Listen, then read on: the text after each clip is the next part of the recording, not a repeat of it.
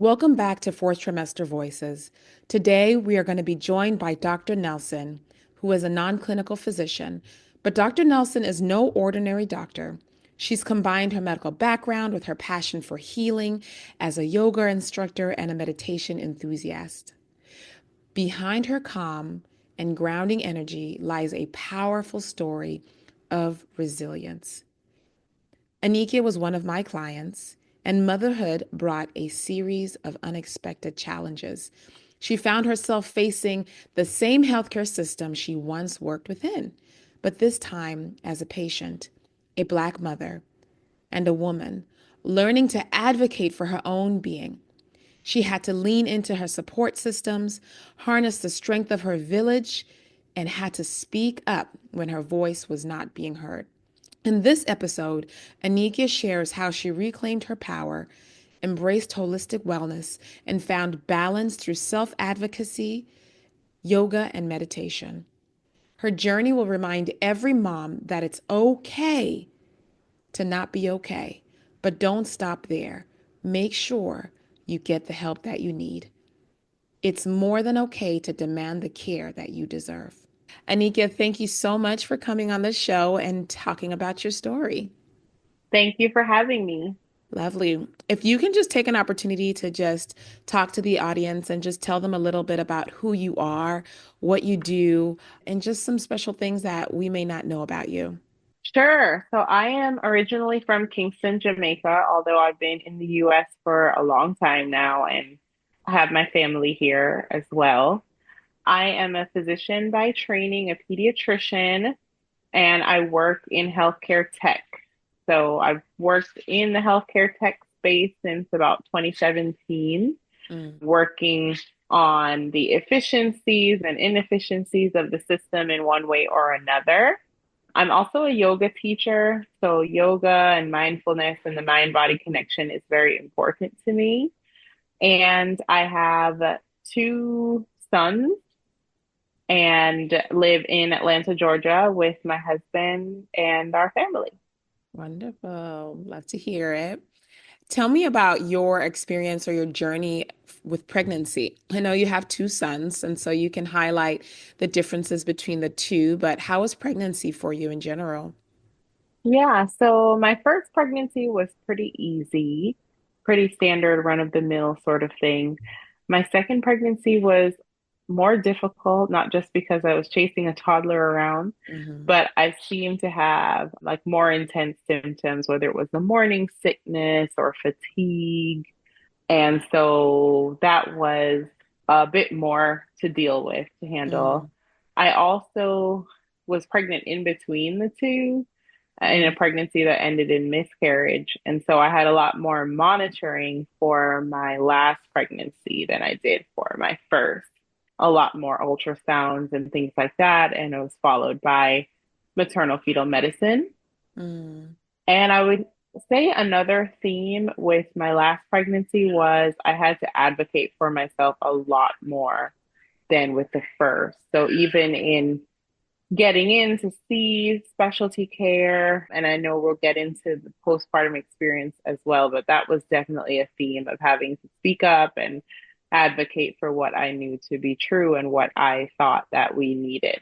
Mm. How was your childbirth in general? Did you feel prepared? Was it what you expected? So definitely not what I expected both times. I think first time around, I was aiming for like a natural, well, Hmm. actually, both times I was aiming for a natural vaginal birth. And both times the baby was too big, essentially. Mm. The second time, things progressed really, really quickly. So I remember like my contraction started at probably like, I want to say maybe 3 or 4 in the morning. And I thought I had all this time. I was like, I'll get in the bath and I'll do this and do that. But then the contractions were starting to get much closer together. And my husband was like putting sneakers on, like, let's go. So, so I did feel prepared, I would say, both times. And both times I had a doula, which I highly recommend. The Second time around, I felt like I was going to have that natural birth experience just because things had progressed so quickly. Like I was at almost at 10 centimeters Mm, at close to like 9 a.m. But I just had like a little bit more to go, just a little bit more. So I ended up getting an epidural so that I could kind of labor down, let the baby come down, just let things get to where they needed to go before it was time to push. mm, But he did not come down. So he was just too big. I mm, remember the midwife said, he's too big for the bones. And that kind of visual description really helped me accept that I mm, needed to go ahead with the C-section. So decided to do that. Oh, I felt supported along the way, which was good. However, because I had labored before, he was pretty far into the pelvis. mm. And so when the doctor reached in to grab him, he actually flipped and Oh my went gosh. up to my liver. Oh Like my he, gosh. yeah. So when he said, did it happen the way you expect? No. Wow. Yeah, so he came out of the uterus but stayed inside my abdomen, went up to my liver. So we heard her call for a second set of hands. And Mm. then I am just feeling like all this pressure. I'm like moving on the table because she's, of course, like reaching in blind, trying to But grab you a had a foot spinal. or something. Yeah, yeah. Okay, So don't miss that. They gave you a spinal. They had you, it wasn't an emergency C-section. They didn't just go cut no. you with the epidural. You got a spinal. Okay, great. So yeah, so I'm feeling the pressure though, and Okay. not really the pain, just the pressure. So by the time the second surgeon arrives, the baby's out, but he's not breathing. Mm, So I remember just like praying, praying, praying, praying, praying, praying, praying. And finally he started to cry. So I was like, oh, it's like a breath of fresh air. But then I felt like I couldn't breathe at that point. I mm. don't know if it was like the anxiety or the medication or what, but I definitely felt like a lot of pressure on my chest.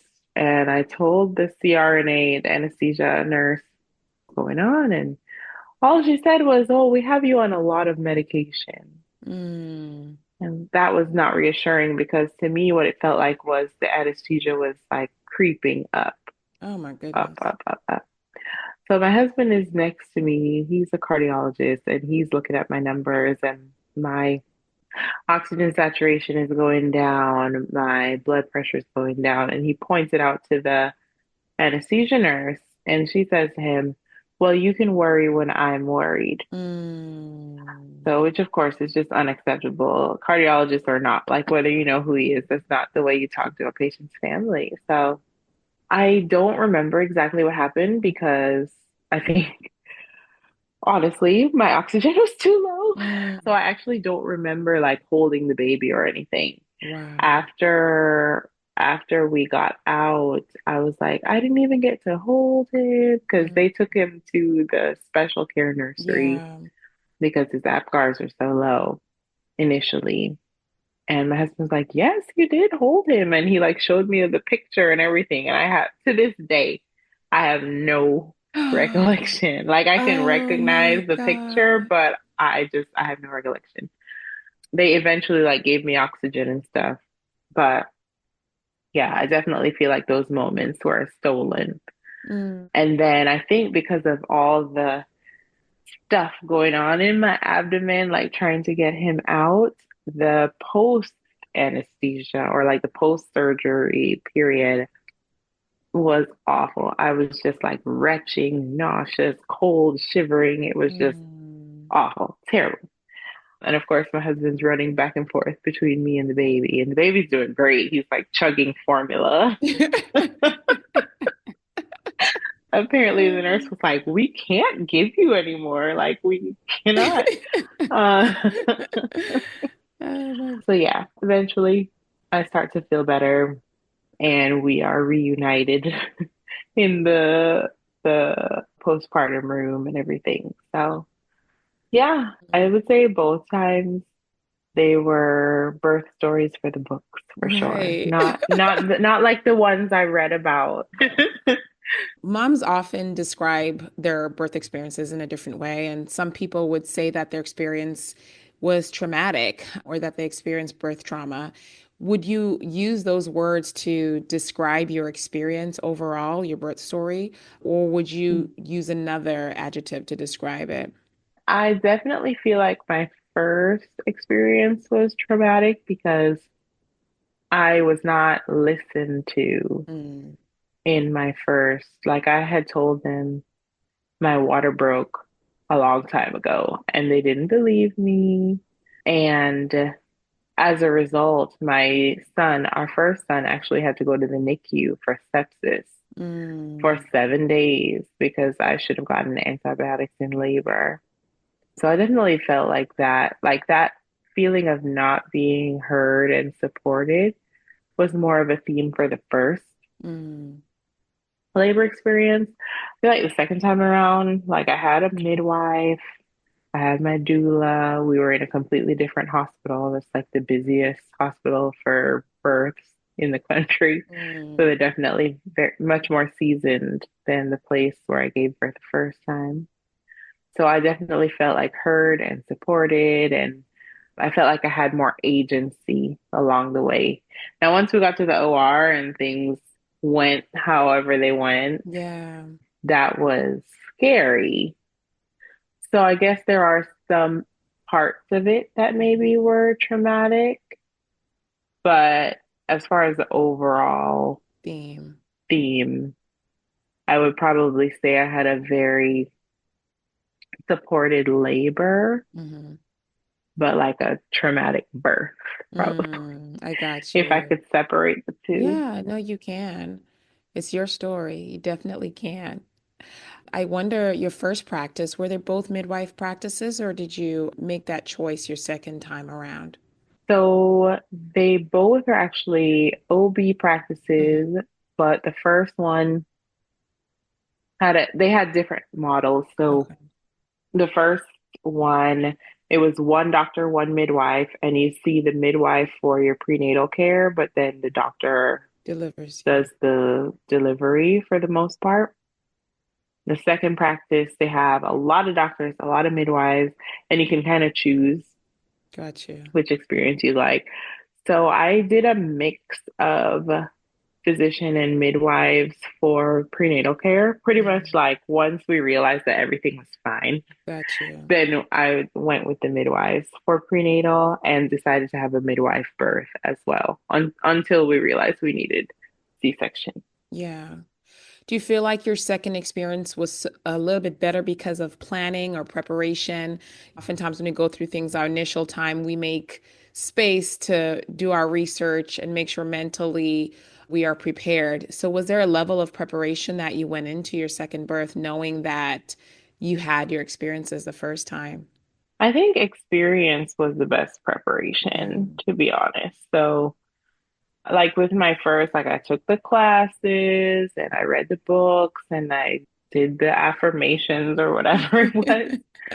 But just having gone through it once before, and then also being in a place with more experience with labor and delivery, I think that was the best preparation. good. Makes sense. Now, once you got home, how were those first couple of days, like immediately postpartum for you? Physically, emotionally, what was happening? Yeah, so it's kind of hard to remember Mm, the immediate, I think. I remember just being really, really happy to be home, especially knowing that my first son went to the NICU. hmm. We wanted to get out of the hospital so bad. And I remember too, because the way it happened with our first is it was when they came to do his 24-hour labs or like the testing Hmm. in the hospital. They took him and then he ended up in the NICU.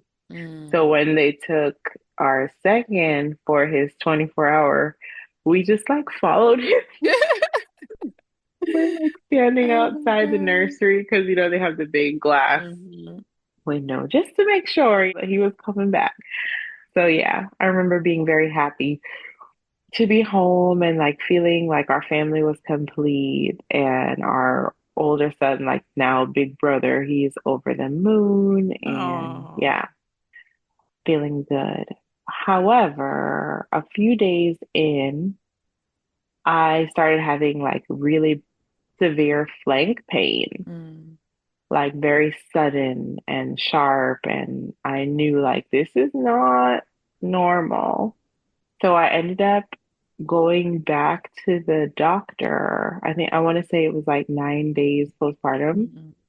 because I called the OB line, like on call line, early one morning and spoke with one of the OBs, told him what was going on, and he was like, "Oh, like you need to be seen. You need to have a urinalysis, have your blood pressure checked, all of this."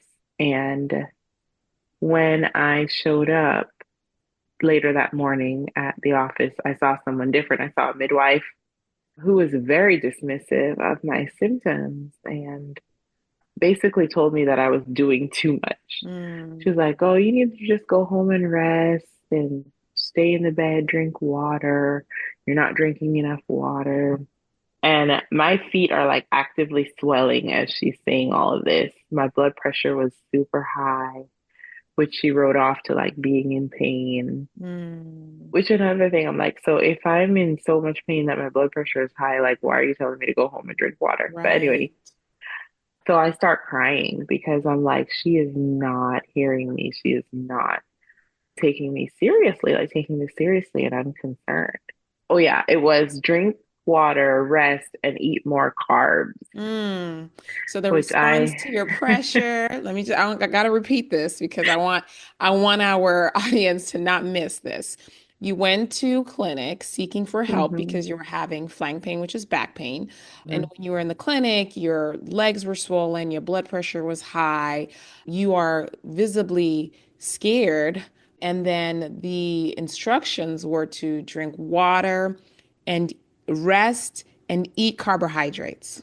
yes, yes, yep, As a physician, 2023. like, what are you thinking at this very moment, right? Like, mom brain aside, like, let's put on your physician cap. Like, what were you thinking at this moment? They So I'll tell you, I was trying to strategize like how I could like covertly make them do a urinalysis.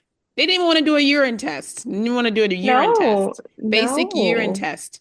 no, which you do like as soon as you walk into the office as a pregnant woman Right. When to you're be pregnant, they're seen, doing a you urine every, every every single visit. time. But now you're postpartum, they don't want to do anything. Yeah, and I'll tell you, it was so upsetting because I was basically trying to make her hear me. So I was like, is this normal for postpartum? Is this normal, what I'm describing? And she says, well, I don't know. We don't see women back until 6 weeks, and you're only 9 days Wow. postpartum. And so then I was like, okay, it's over. Like, I need to go home or go to the ER or something. Like, this is not going anywhere. So that was ridiculous. So we leave that appointment. I'm still, of course, like having symptoms, and I'm just like, I have a blood pressure cuff at home, so I'll like try to keep track of my pressure Hmm. and rest and drink water and see how things go and like have a low threshold for seeking additional care. And then I tell you, I was like trying to figure out like, how do I get a UA? Do I like go to CVS Minute Clinic and do that? Or maybe I'll reschedule with someone else and I'll just leave a urine. Trying to bypass the system, Trying to, trying to work the yeah, system. trying to work the system one way or another. And I ended up posting in a mom's group that I'm in, my League of Mamas, Mm, because I was like, I kind of needed to vent, slash also wanted to like share my experience in case people are go through something similar. And so that's when I got on my leak's radar and she connected me with you. mm, And that was like a few days later. So I felt like I was improving. hmm But I was like, ooh, I want to talk to Dr. Choa. Like, she's a Black woman physician. I'm a Black woman physician. Like, at the very least, it'll be good networking. Like, it'll be fun. It'll be great. And then I remember when we spoke, you were like, no, you still need to be seen. Like, I will come see you for half off. Girl, I remember looking at you just speaking and being on the video, and you're telling me the story of like, yeah, I'm swollen and my blood pressure is elevated and I don't feel good. And and I went to see the doctor and or I went to the practice and they sent me home. And I remember like talking in my brain, I was like, yeah, no, this is not going to work as a telemedicine visit. Like, Yeah, yeah, yeah. You're like packing your bag as yeah, I'm like we packing. speak. Yeah, I'm like, I'm gonna come and see you. Send me your address because, like, absolutely not. Yeah, I mean, it's good we can laugh about it now. But Oh yeah. my So goodness. I remember you came over, you're super calm and thorough and all of this. And then you took my blood pressure, and I was like, no, no, no. Let me meditate first. Let me meditate and let's recheck. Right. And the meditation was great, but the pressure was still high. And so I remember you said, okay, you need to go in to the Yeah. hospital. And by the time I got there, my pressure was 179 over 109. I will never Mm, forget that number. And I was like, oh my God. And the triage nurse, she like looked me in the eye and was like, I am so glad you came in. mm, And that just like gave me chills because, mm, ooh. So mm, yeah, so it's definitely preeclampsia, postpartum preeclampsia, because I didn't have any issues during the pregnancy. But then we had so many issues with the attending on call as well from the same practice. I remember this was Labor Day weekend. mm. So I remember you and I were just like strategizing, like, get to Tuesday. Let's make it to Right. We Tuesday were just trying to morning. make it because your doctor, like knowing that you knew was on over the weekend. And so Right. the unfortunate thing with medicine, and this is for all my moms who are listening here, is that when things happen over the weekend or in the nighttime and your doctor's not available who knows you well, sometimes you got to fight for your life. Sometimes you Literally. literally, sometimes you have to convince people. And here's a crazy thing. When I was working with Anikia, is that I'm a physician and I'm trying to have a conversation with another physician. And I mean, when I tell you we were running into barrier after barrier communication, some days we got a nurse who would maybe say they would relay the message and they didn't relay the message. And then Yeah. that was a long weekend. That was a long weekend. Yeah. And I still have not seen that attending on call. I don't think they billed me for that hospital stay. Yeah, and we were already saying we're gonna fight it because there was no H&P, no physical done. Like Wow. she could not pick me out of a crowd. So yeah, that was terrible. And then the issue we were running into was the medication caused headache, but then Hmm. headache is also the red flag sign, one of the red flags for preeclampsia. So this issue of like, should I be readmitted for magnesium? Magnesium. Which I mean, I think if you polled 10 OBs, They probably would eight out say of 10 yes. would have, yeah, would have Yes. said I mean, yes. I remember talking to my colleagues and I was like, Yeah. girl, like, what is happening? I was like, am I in the twilight zone? I said, I feel like in the ER, sometimes we pull the trigger on mag for very little. Like, I'm like, Yeah. why is there no desire to admit this Black woman who has elevated blood pressures, has a headache, whether it's from meds or not? Her blood pressures are difficult to control. Why aren't we admitting her? And that was Mm-hmm. scary for me knowing that weekend that we had to get through because I'm thinking Mm-hmm. of the worst case scenario, right? We were, Right. planning if your pressure gets so and so, you need to go right into the hospital. Don't even call the Mm-hmm. on-call line, refuse to leave. I mean, Mm-hmm. we were really strategizing at this point because I was terrified for you. I really Yeah. was. Yeah, I remember we even spoke about like going to a different hospital. Mm-hmm.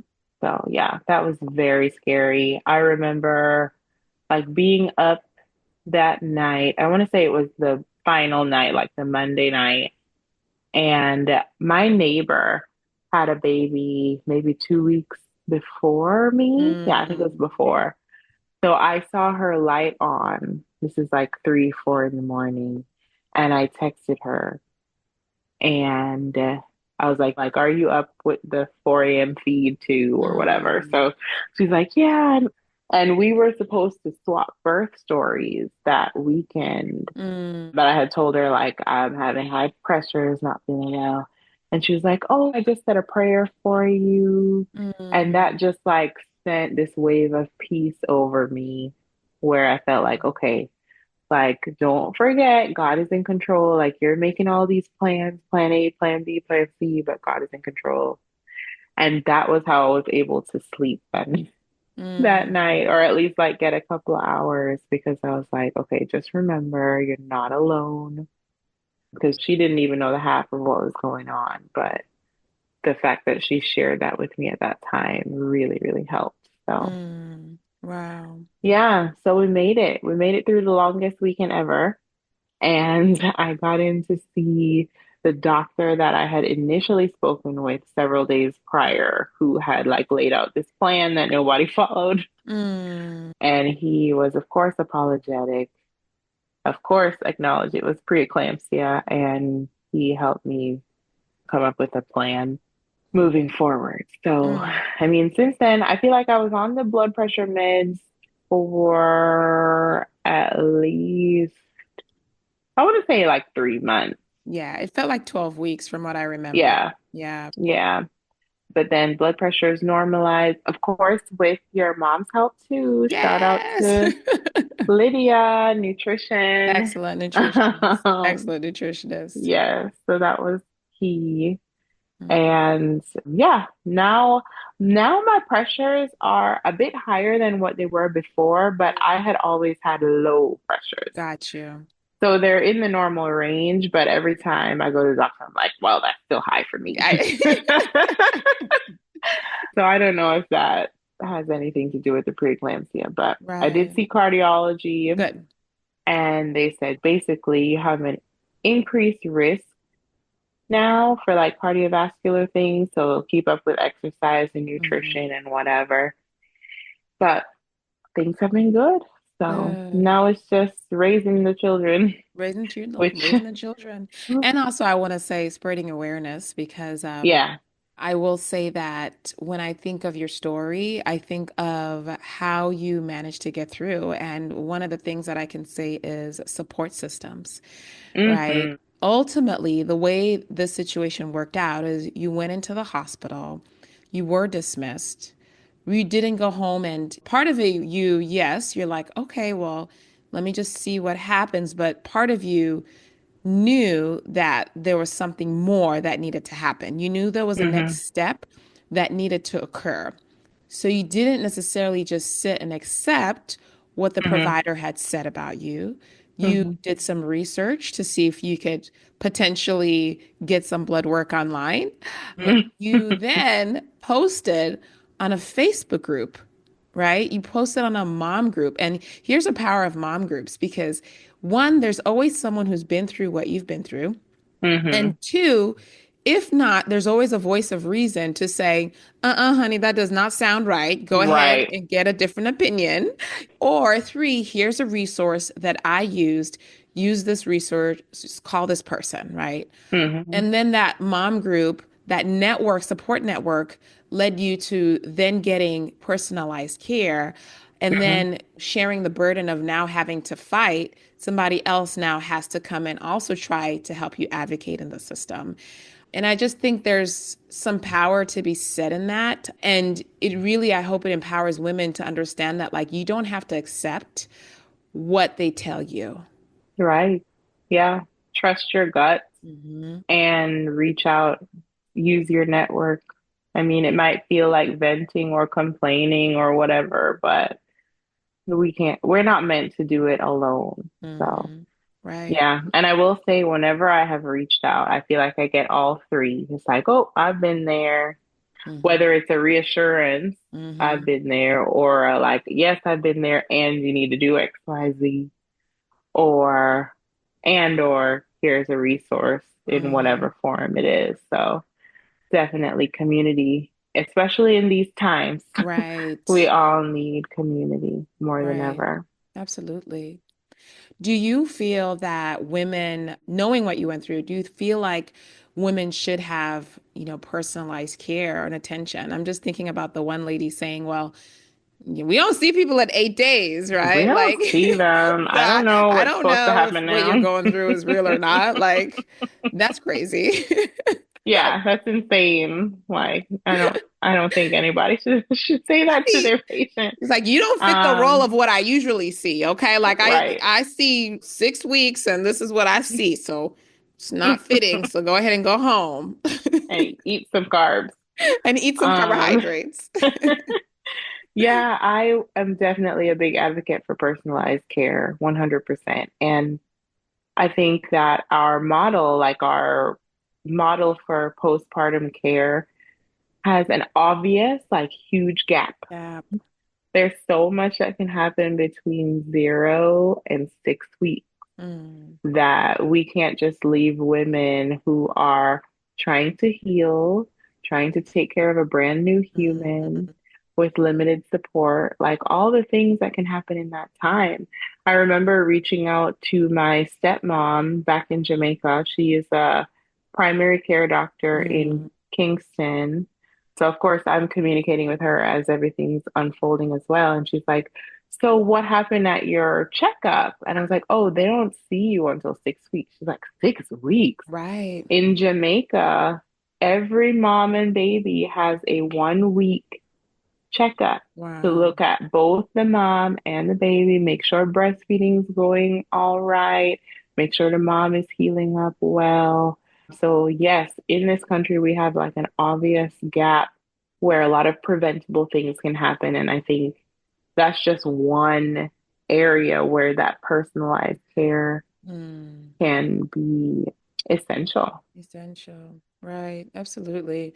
And just in the recovery period too, because even I just think with your preeclampsia requiring seeing cardiology and getting you linked up there and understanding that your risks now may differ a little bit from someone else. And so now your plan moving forward has to be somewhat different in terms of you have Hmm. to have a different alarm when you're moving through life, you're trying to Hmm. stay healthy because of this experience in your life. And so definitely wish that our system would move in that direction and making sure that every woman gets that level of care for sure. Yeah, Wow. definitely.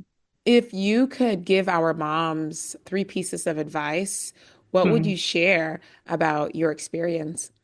I would say never go to the doctor by yourself. Mm, So whether it is a partner, a friend, another healthcare professional, a doula, someone else just needs to be there, whether it's an emergency room or a routine visit, mm, just to have someone else hearing, someone else there to speak up if necessary, someone else to kind of bounce things off of or problem solve with. Like, did I hear that the same way you mm, heard that? You need someone in your corner. I would say two is speak up, mm, ask questions, make sure you are clear on what they're saying, make sure it makes sense to you. Don't just blindly accept, like we talked about, blindly accept what the provider is saying just because they have fancy degrees. Yeah. So speak up and ask questions. And third is don't give up. mm, So I feel like this was a big theme for me is like being persistent. So I get one answer one day, but the next day I'm like trying to figure out how to get through again until we got the care that we needed. And yeah, that day, that day at the specialist clinic, the MSM, they were gonna have to wheel me out of there. good. Like, I am being seen today. So Mm, whether it's in this exam room or in the parking lot, y'all are gonna give me the care that I need. So yeah, don't go it alone. Speak up and be persistent. Mm. for sure. Wow, I love that. Love that, love that.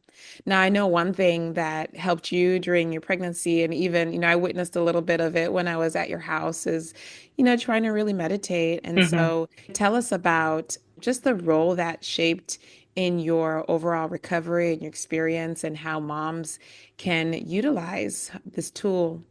Yeah, so like I mentioned, I'm a yoga teacher as well. And my doula is a yoga teacher Mm, too. So I was doing prenatal yoga mm, throughout the pregnancy, which is really helpful.